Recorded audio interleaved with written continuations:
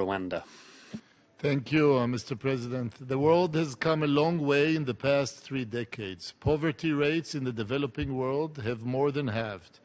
Fewer people are dying from hunger and preventable diseases, and more children are going to school and getting an education. Yet around 15% of the world's population still suffers from extreme poverty.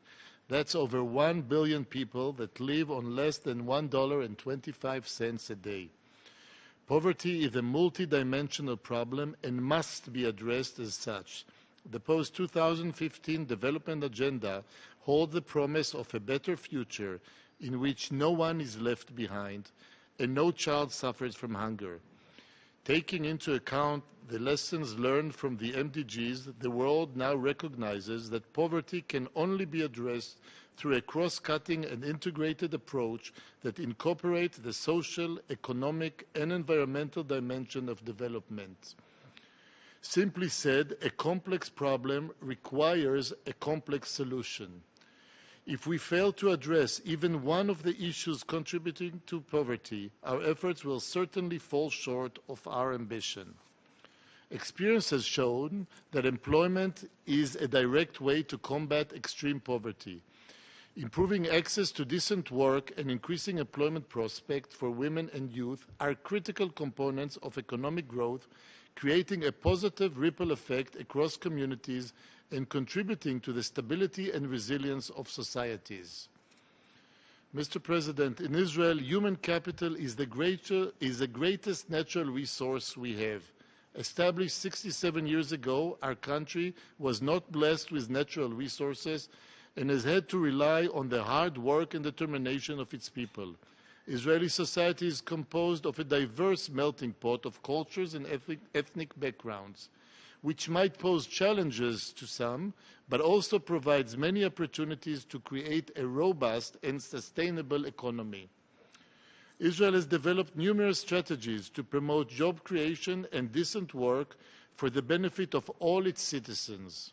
It does this while taking into account their abilities and unique religious cultural background.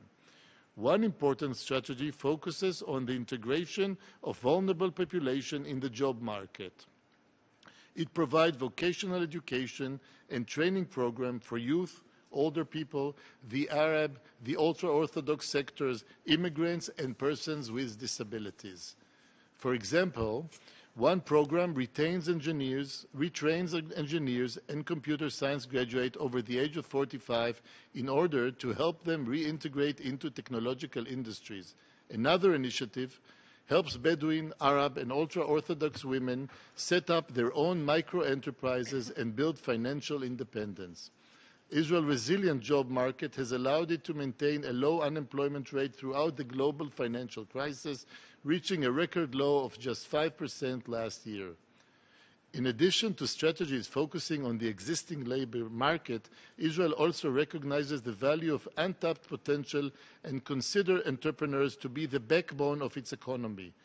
Through innovative research and development, Israel has become one of the world's leading startup ecosystems with a growing focus on technology-based industries. Due to its success, the high-tech industry generates some 7,000 new jobs each year. To put this in proportion, this figure accounts for almost 2% of the labor force in Israel.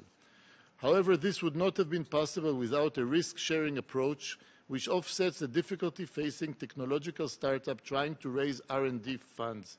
Led by the Office of the Chief Scientist of the Ministry of Economy, Israel has developed a wide range of programs that offer financial support as well as strategic and investment partnership for startup companies. One example of this is Israel Technological Incubators. The program aims to transform innovative technological ideas in their early, high-risk stages into viable startup companies capable of raising money and operating on their own. The incubator, which are run by private companies, provide a safe environment where startup companies can develop during the first crucial years. In Israel, investment in entrepreneurship starts at a young age.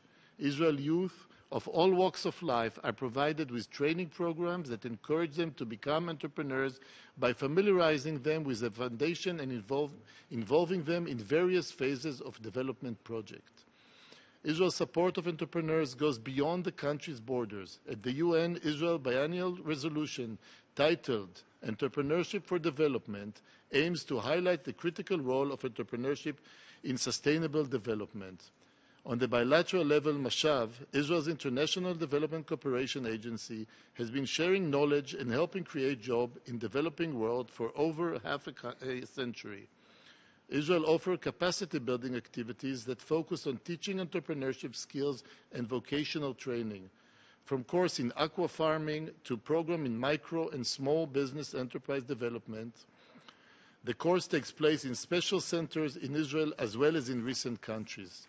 Finally, Mr. President, Franklin D. Roosevelt once said, "Not only our future economic soundness, but the very soundness of our democratic institution depends on the determination of our government to give employment to idle men.